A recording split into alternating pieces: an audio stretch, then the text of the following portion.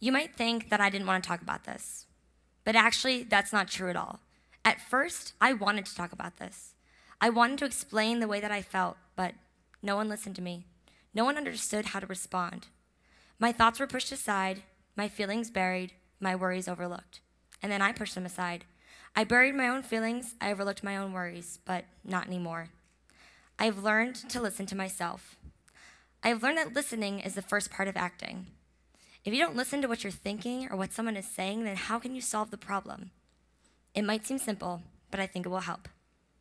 It's a highlighter party.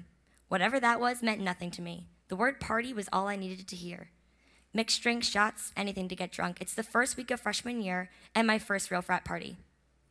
It's hard to tell how the night will play out when you're sitting on your friend's bed sipping vodka-infused cranberry juice through a pink straw, but I never would have thought that my night would have ended with a villain or a barely audible whisper to an RA.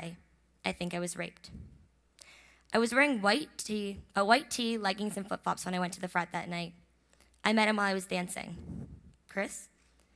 He gave me 2 beers, 3 beers, 4 beers. Just a kid giving me free drinks. Isn't that just college? Should we go back to my place? Yeah, I need to find my friends first. Where were they? We had just gotten here. Or had we? The frat was emptying out. How drunk am I? Was that last beer my 6th or my 7th? I need to leave. He suggests we walk together. Dumb freshmen don't do it.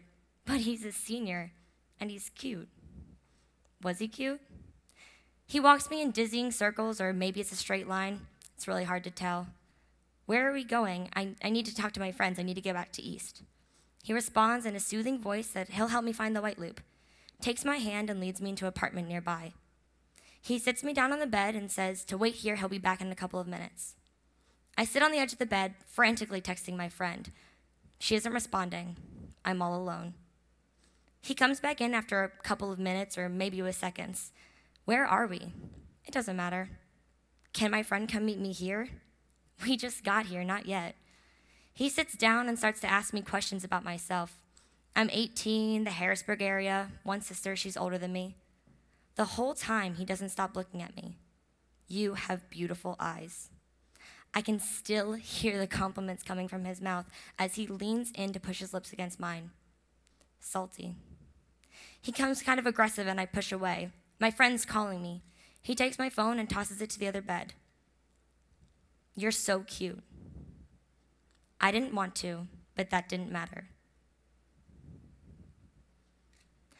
When he's done, he reaches up, kisses my forehead, wipes my tears away, and walks me to the White Loop. It comes right through there. Even though I'm scared to be with him, I'm more afraid to be alone right now.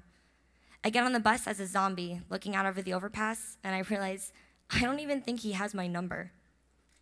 I'm standing in my building, waiting for the elevator. No one's around, but my phone holds dozens of text messages from my friends. Where are you? We thought you left already. Are you okay? I'm on the elevator crying before I realize I need to talk to someone. The RA opens his door. I think I was raped. The federal government and most state governments define rape as attempted or completed intercourse, non-consensual attempted or completed intercourse involving vaginal or anal penetration by a penis, hands, fingers, or foreign object, or oral penetration by a penis with the threat of force or use of force when the victim is unable to provide consent due to age, intoxication, or other factor. Just because the federal government has found a way to define rape doesn't mean that the victim can. You heard almost every detail that I can remember from that night. I close my eyes and it's real, but sometimes it's impossible to believe. There is no cookie-cutter rape. I didn't understand what had happened to me until much later. And it wasn't that I didn't understand what he had done, because, believe me, I knew I didn't want that. What was confusing was the word playing over and over again in my mind. Rape? It's such a powerful word, and for a long time, I didn't want to believe that that corresponded to me at all. Because I'd heard stories about other rapes, and they had all been so planned out. The rapist had found, elusive, creepy ways to trick them into doing something they didn't want to do, but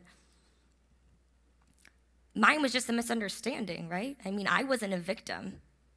The few friends that I was brave enough to speak up to about shrugged their shoulders. They didn't believe that I'd been abused.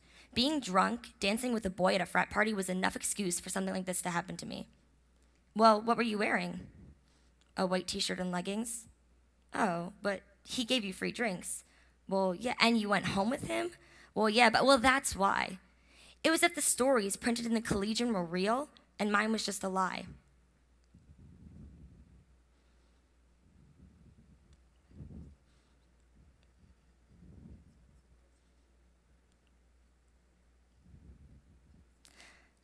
I went to UHS, and I found a lot of people that I could confide in.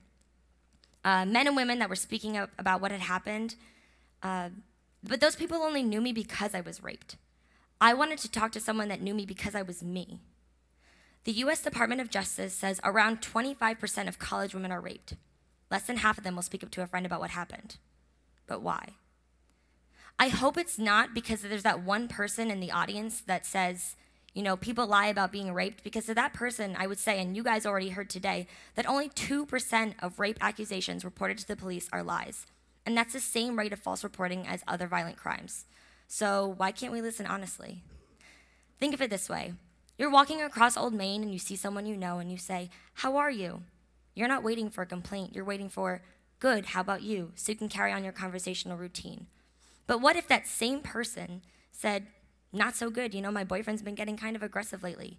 How would you respond to that? Do we ever really take the time out of our busy lives to sit down and talk about something that might be bothering someone? Do we ever really set aside the time to listen? I understand. I think it's pretty hard to listen to someone talk about something scary. But just sitting there listening is better than brushing it off. Your quiet nods can do more to reestablish hope than you can even know. I know Penn State has a lot of amazing organizations out there that really push for men and women to feel heard when they've had an experience like this, but sometimes people aren't ready for that. We overlook the small scale. We forget to listen at home, in the classroom, at the hub, after our club meetings. Our Penn State classmates have become our acquaintances, and then our friends, and now our Penn State family, but do we ever really listen to them? I'm just here to remind you to listen. Thank you.